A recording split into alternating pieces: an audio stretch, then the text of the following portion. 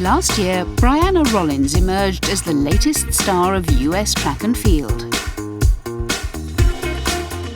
In a sensational breakthrough season, the 100-metre hurdler won collegiate, national and world titles, and she became the quickest woman in her event in over 20 years. Brianna hails from Miami and has 6 younger brothers. I think it did make me a bit competitive, especially since I grew up around a lot of boys. I used to go outside a lot with them, and we used to always race each other. I was a little tomboy, so I kind of played football with them as well, and basketball. And then I grew out of that, and I think that's how I got my athleticism, just running around with them a lot when I was younger. Brianna attended Miami Northwestern High School, and it was there that she took up athletics. Her mother had been an accomplished 800-metre runner in her youth, and Brianna too excelled on the track, despite a tendency to ease off in training.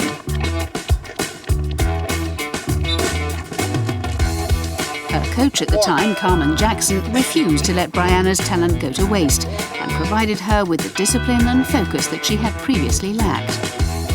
In 2009, her senior high school year, she became national champion in both the 400-metre hurdles and the 4x400-metre relay. At a track meet that year, Jackson introduced Brianna to Lawrence Johnson, then Clemson University's assistant director of track and field. I was there to see some other girls, and then she says, well, I want you to meet Brianna too. And first time I had the opportunity to meet her in person, and she was such a sweet young lady. She was a terrific athlete that I was fortunate enough to see her compete in some runs, and I was like, this young lady is going to be really, really special. All right, here we go, Spence. With the right development, the right amount of time, I thought she could be really, really special, and turns out I was right on that deal. Coach Johnson recruited Brianna for Clemson shortly after, but her initial experiences of university were not entirely positive, as she struggled to adjust to the relatively cold weather in South Carolina and suffered a series of injuries which restricted her progress.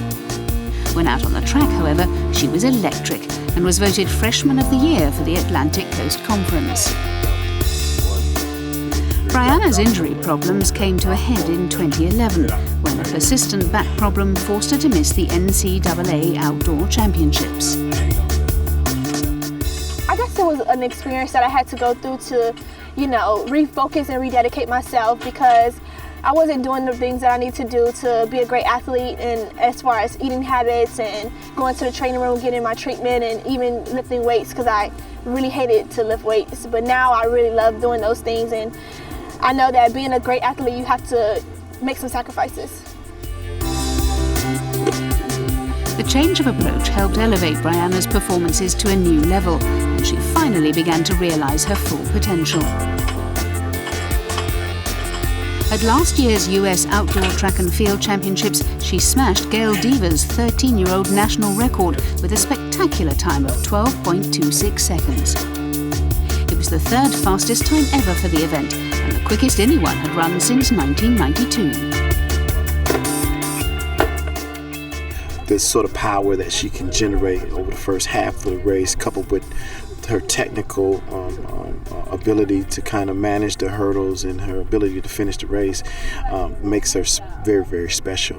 Most athletes, maybe if it's 3 factors, maybe they have 2. I think she has all 3, and you don't get that a whole lot. Athletes work their whole life to be good at those 3 areas. Being powerful, being fast, and being able to finish a race, and then executing a technical model. She can do all those things.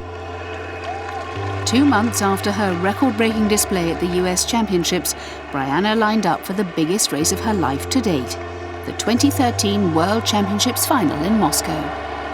With Olympic gold medalists Dawn Harper-Nelson and Sally Pearson also in the field, the challenge was enormous, and things didn't immediately go to plan. Typically, I have a great start in 100-meter hurdles, but at the World Championship, I didn't get off to a great start. I didn't panic as I saw my competitors in front of me. I just continued to focus on my own race and my own 10 hurdles. As I continued to approach each hurdle, I remembered to attack and to stay in great form, and just remember to keep my momentum going. I got off the last hurdle, I saw the finish line, and I hit it with a huge lean, and I knew that I was the world champion.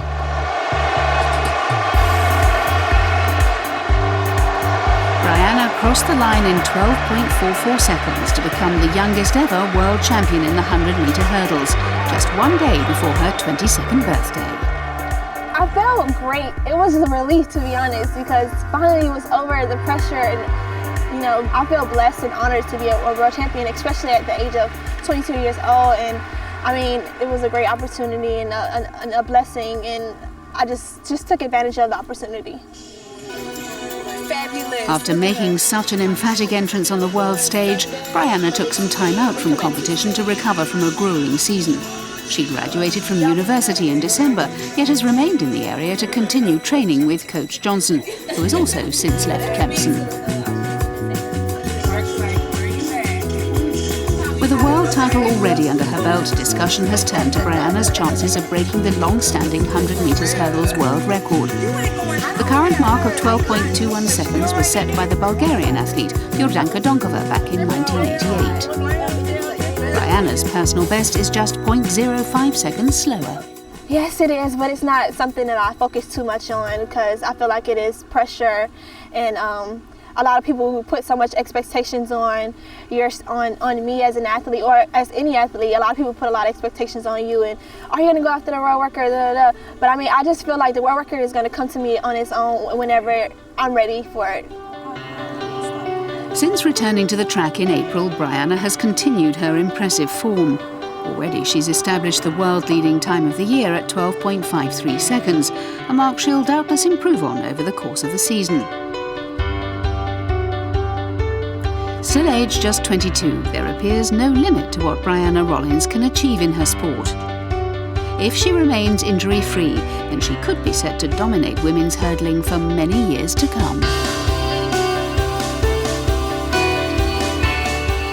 I think there's so many different things that she wants to get accomplished in her career that she's motivated by those things, and it's going to take a lot of work. There's so many great competitors out there.